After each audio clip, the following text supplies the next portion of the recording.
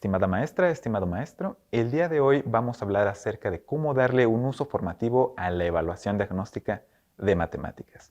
Es decir, que podamos usarla para retroalimentar a nuestros estudiantes y con ello fortalecer su aprendizaje. La evaluación de matemáticas está organizada en tres grandes unidades a las cuales llamamos unidades de análisis. Estas unidades de análisis corresponden con los ejes del currículo de la asignatura de matemáticas y son sentido numérico y pensamiento algebraico, forma, espacio y medida y manejo de la información. Para poder dar un uso formativo a la evaluación tenemos 4 insumos principales. Estos insumos te serán proporcionados por Mejoredu y por la SEP. El primero de ellos es el reporte de resultados. Es donde aparecen los resultados de tus estudiantes a la evaluación diagnóstica, sus respuestas correctas e incorrectas y, por supuesto, su porcentaje total de aciertos. También vas a tener tablas descriptivas, tablas de argumentación y orientaciones didácticas. De estos 3 insumos hablaremos en este video. Para poder dar un uso formativo a la evaluación, vamos a usar una ruta de análisis que está basada en 4 preguntas principales. La primera de ellas es, ¿qué contenido requiere atención prioritaria? Y esto nosotros lo respondemos con nuestro reporte de resultados. La segunda pregunta es, ¿cómo se relacionan las preguntas con el currículo? Y la respuesta a esto lo vas a encontrar en las tablas descriptivas. La tercera pregunta es, ¿por qué un estudiante acierta o se equivoca a las preguntas de la evaluación? La respuesta a esto lo vas a encontrar en las tablas de argumentación. Y la cuarta pregunta es, ¿cómo refuerzo el aprendizaje? Y esto lo vas a encontrar en las orientaciones didácticas. Vamos a ver un caso práctico. Imaginemos que estábamos dando clases a un grupo de cuarto de primaria, matemáticas, y después de la evaluación diagnóstica, nos encontramos con que este reactivo, que tiene que ver con que los estudiantes puedan reconocer el giro y la magnitud de un ángulo, fue uno de los más difíciles. Sabemos que fue difícil porque tuvo una baja tasa de respuestas correctas en nuestro reporte de resultados y por lo tanto es un muy buen candidato para darle atención prioritaria. Lo siguiente que debemos contestarnos es cómo se relaciona esta pregunta con el contenido del currículo. Esto lo vamos a encontrar en las tablas descriptivas. En ellas vamos a ver cada pregunta a qué unidad de análisis, a qué aprendizaje esperado, del grado anterior y del grado actual, corresponde. ¿Por qué tenemos aprendizajes de un grado anterior? Esto se debe a que la evaluación es de carácter diagnóstico.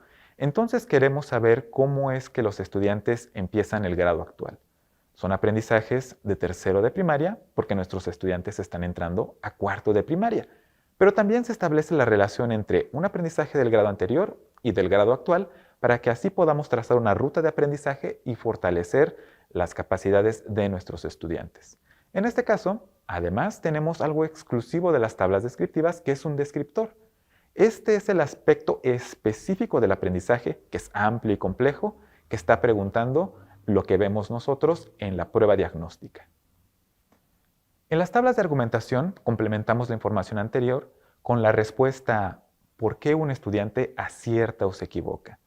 En las tablas de argumentación vamos a encontrar la justificación de la respuesta correcta, es decir, qué procesos, capacidades o conocimientos está poniendo en juego un estudiante para contestar correctamente. En este caso, la respuesta correcta a esta pregunta es la B, y nos está reflejando que el estudiante reconoce la magnitud del giro y el sentido del giro para contestar correctamente la pregunta y dar la respuesta de 135 grados. Tenemos también la contraparte que es los errores comunes. En esta evaluación diagnóstica, el error no lo consideramos un fracaso, sino como una oportunidad para el aprendizaje. Nos dice cuáles son los aspectos que requieren de mayor fortalecimiento por parte de nuestros estudiantes. Y una vez identificados, podemos intervenir de manera específica y focalizada.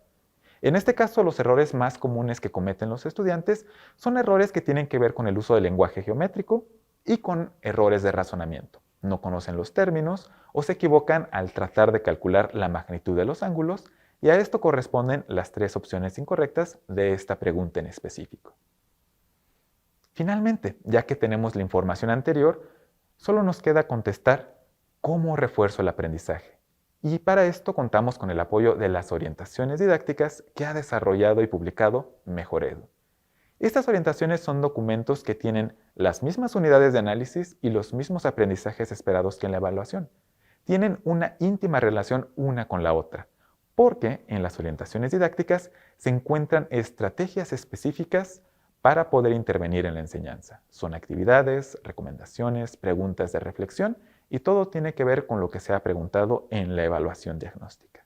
Las orientaciones didácticas, al estar vinculadas directamente con la evaluación, retoman las preguntas que aparecen en esta en muchos casos, pero también proponen actividades que están relacionadas con el entorno de los estudiantes, con los aprendizajes que tienen en ese mismo grado y por supuesto en la misma unidad de análisis, que es el eje del contenido de la asignatura de matemáticas.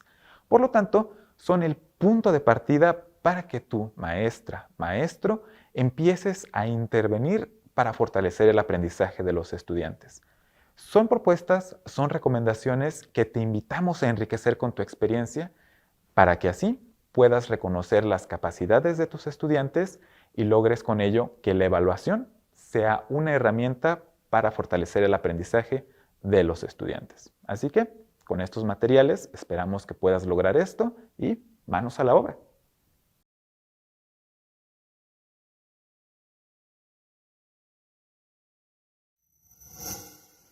Gobierno de México.